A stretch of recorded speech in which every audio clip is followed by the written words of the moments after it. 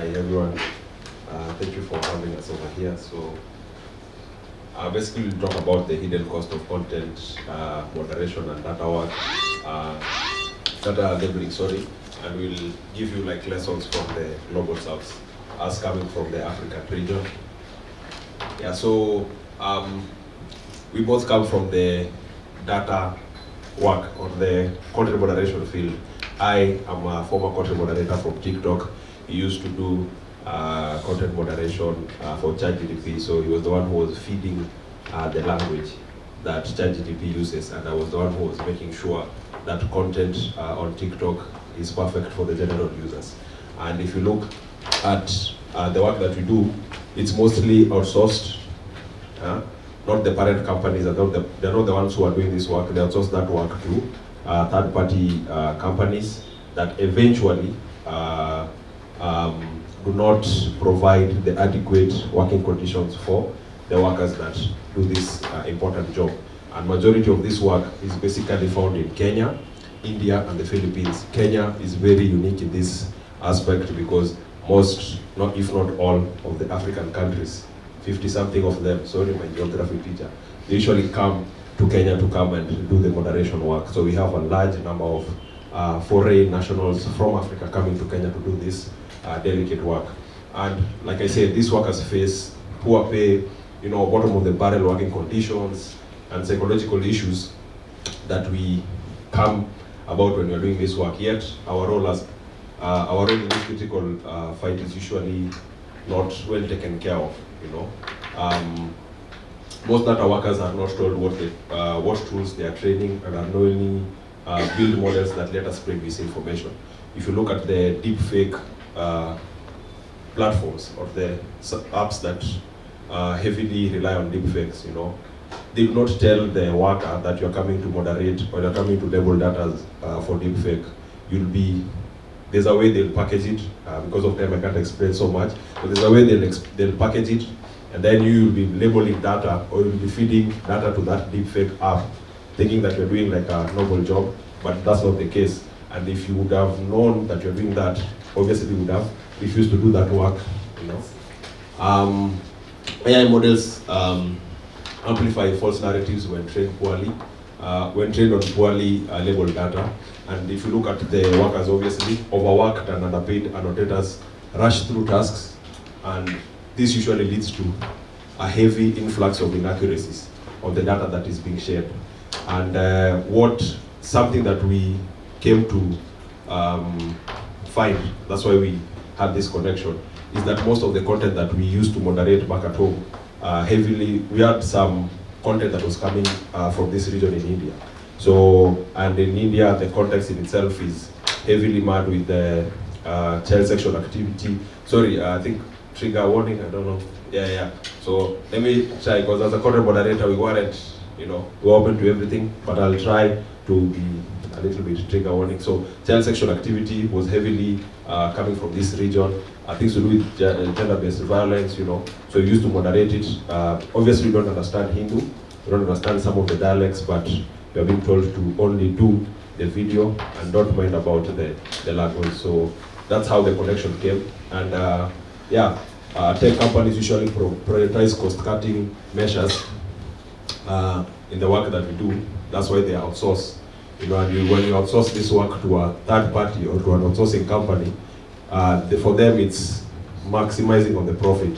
So if they are to do away with some vital aspects such as psychological, taking care of their workers, they'll do away with that one, and so that they can maximize on profit and then, get their money back to their pockets. So I'll briefly explain about the link between moderation, data work, and labor rights. So in here we have 3 factors, and that's exploited workers, poor content moderation, and increased misinformation. So if you have exploited workers in this system, right? If the workers are exploited, 100% or 1,000%, the content is going to be very poor. Imagine this: you're coming to work, you do not have proper pay, the working condition is very terrible. You'll not even have the satisfaction of doing that work. So when a task comes, and you know when I'm talking about tasks, it's not like 1, 2, it's thousands and thousands and thousands of tasks, videos you're doing on a day. So because you have, like, you're not happy where you are, you might leave some very terrible cases or some very terrible videos or data to pass by. And that one is what leads to increased misinformation in the platforms that you see. Sometimes you wonder, why am I seeing very funny videos in my feed, you know? And this is just some of the examples that we have. Okay, hi everyone, I'm Mophat. I'll be taking over from Oyange. So I'll be taking you through the remaining parts of the slide. And then we have misinformation as a threat to humanity. And then one of the threats of misinformation to humanity is that it's a threat to democracy, because as much as explained, workers who are exploited, they don't really find time to moderate content or train data accurately, and then that leads to misinformation. And then when that happens, there's a lot of false narrative that, you know, these workers don't capture while doing content moderation. And some of those narratives influence elections and erode trust in institutions and also polarize societies. And then we also have harm to women and marginalized groups. As he has said, a lot of content was coming from this region and also from the West. So it's like if a lot of bad things happening in India, for instance, or in Europe, they don't want people from that region to moderate that content because they can easily leak out that information to the government that, you know, this work is happening. So that's why they outsource it to Global South and in Africa. So when those information are not captured, then we are most likely to see deepfake, even the AI models that he was talking about. There are some AI models that are used to produce deepfake. And then those models are also being trained, that data and those models are being also trained in Africa, and workers are not being told that they are training those models, and if they knew, they would have said no, some would have said no. So when those models are trained and when content is not well moderated or when fact checking is not done properly, then we are most likely to see fake news and online abuse. And then we also have danger to children. And then this is where we talk about CSAM. People talked about CSAM yesterday and today, so I won't be going deep into that. But again, that's also a danger to community, and also we have public health risks.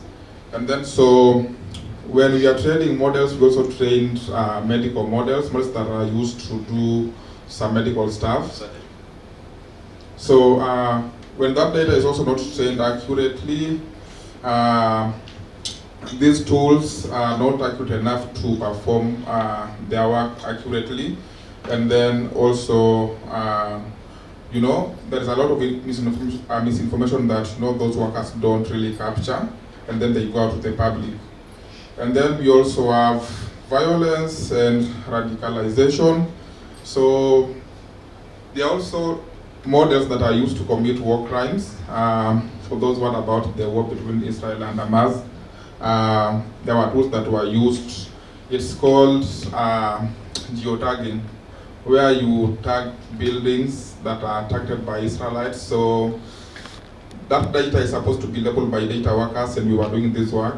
And then so if you don't label those data accurately, then you can identify buildings that are not occupied by criminals as buildings that are occupied by criminals, and then that information itself can be used by these AI models to do war crimes. And then so the key issue is that moderators and data annotators in the Global South work under exploitative conditions, and this is something that's already in the media. We've been talking about it. We've been very vocal about it. And then these same set people who are being exploited are expected to do all that work, to train models ethically, and also to moderate content as it should be.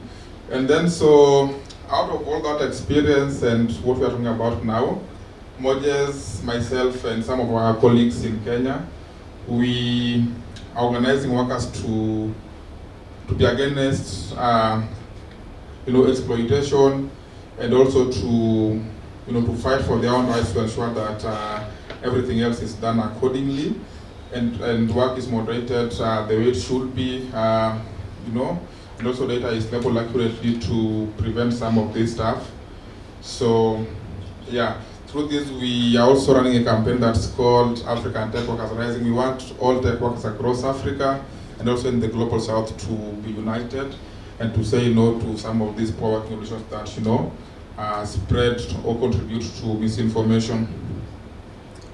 So we were thinking in our own wisdom that we can also suggest some solutions and recommendations.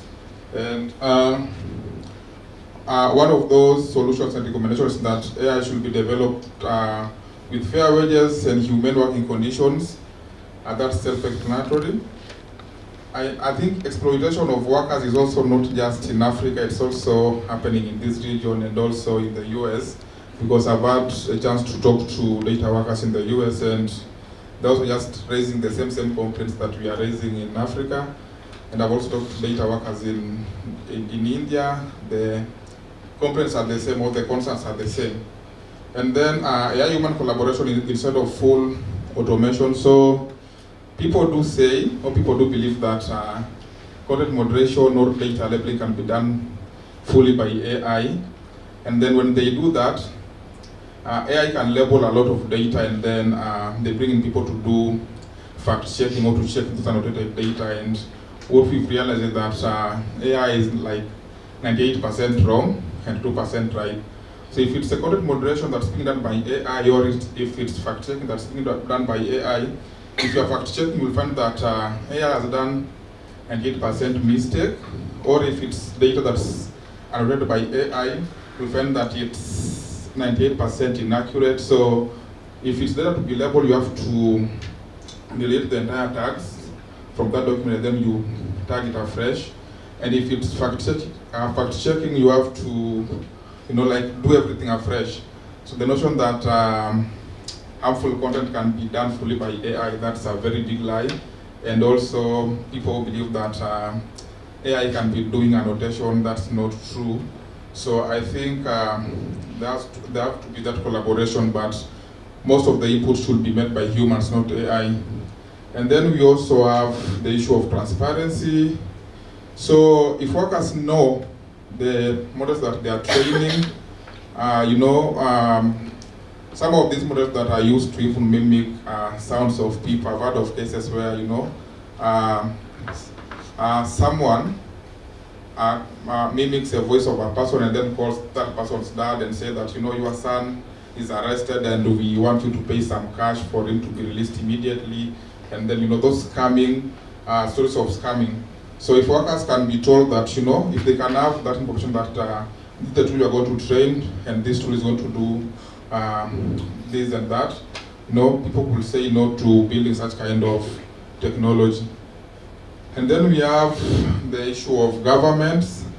In Kenya, when we raised all these complaints about data work and exploitation and the dangers that comes with content moderation, we have what we called association of, it's called BPO, Association of Kenya.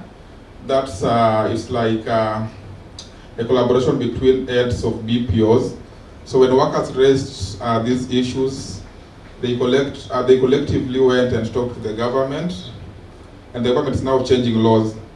And in one of the media recording, our president was saying that there is no BPO that will be taken to court in Kenya for doing anything. So it means when these people do anything wrong to workers, when they violate human rights because they have government protection, then workers cannot do anything.